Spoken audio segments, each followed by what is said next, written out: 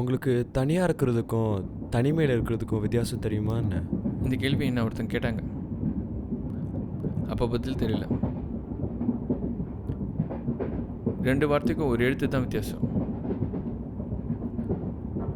ஆனால் ஒரு எழுத்துக்கு பின்னாடி அவ்வளோ வழி இருக்குது. யார் கேட்டது? அவனை தடவை பார்க்கும்போதே அவன்கிட்ட ஏதோ ஒன்று வித்தியாசமாக கவனித்தேன். அவன் பேசின விதம், அவன் எழுத்து, அவன் சொல்கிற கதைகள், அந்த கதையெல்லாம் தான் என் தனிமைக்கு துணையாக இருந்தது. அவன் நம்ம வாழ்கிற இந்த வாழ்க்கை எவ்வளோ அழகானதுன்னு காமிச்சான். இதெல்லாம் கேட்கும்போது நான் என்னையே அவன் கண் வழியாக பார்க்க ஆரம்பித்தேன். நான் எனக்கே அவ்வளோ அழகாக தெரிஞ்சேன். அவன் கூட இருந்த என்ன நான் ரசித்தேன். யாத்ரா கூட இருந்த என்ன நான் பண்ண மிகப்பெரிய தப்பு. நான் என் வாழ்க்கை முழுக்க தனியாக இருந்து பழகலைன்னா எனக்கு இந்த எழுத்து மேலேயும் கதைகள் மேலேயும் ஒரு மோகம் இருந்திருக்காது. இந்த மோகத்தில் மனுஷங்களை புரிஞ்சுக்க கற்றுக்கிட்டேன். உன் கூட ஒவ்வொரு நாள் பேசும்போதும் உன்னை புரிஞ்சுக்க ட்ரை பண்ணேன். எனக்கு உங்ககிட்ட பிடிச்சது உனக்குள்ளே அவ்வளோ வலி இருந்தோம் எல்லாத்தையும் ஒரு சிறப்புக்கு பின்னாடி மறைச்சது தான். நம்ம 2 பேரும் வாழ்க்கையை தொடங்குவோமா தனியா? உனக்கு ஓகேவா? அவன் என்ன சொன்னா?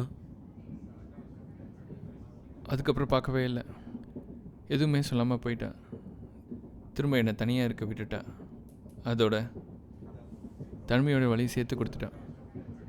நான் அவ கூட ஒன்றா வாழணும்னு ஆசைப்பட்டேன். தனியாக?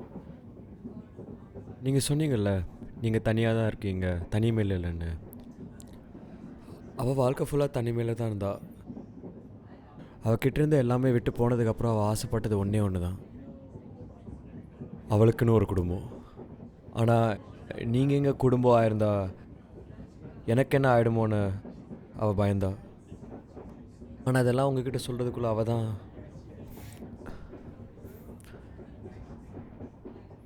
மேலே போயிட்டா.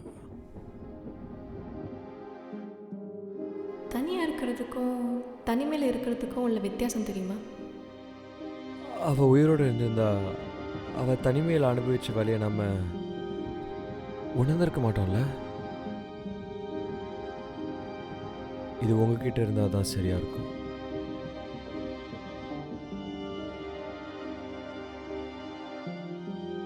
நம்ம ஒன்றா இருக்கணும்னு நானும் தான் ஆசைப்படுறேன். ஆனால் என் தம்பியோட எனக்கு தான் தனிமையோட வலி தெரியும். என் தம்பிக்கு என்றைக்குமே அதை நான் கொடுக்க மாட்டேன். நம்ம கல்யாணம் பண்ணால் நீ 1000 மடங்கு சந்தோஷமாக இருப்பேன்னு சொன்னேன். ஆனால் நம்ம குடும்பத்தில் நீ, நான், என் தம்பி, நம்ம மகனாக இருந்தால் நம்ம கோடி மடங்கு சந்தோஷமாக இருப்போன்னு தெரியும். இனிமே நீ தனியாகவும் இருக்க மாட்டேன், நான் தனிமையிலும் இருக்க மாட்டேன். நான் கேட்குறது இது ஒன்று மட்டும்தான். உனக்கு ஓகேவா?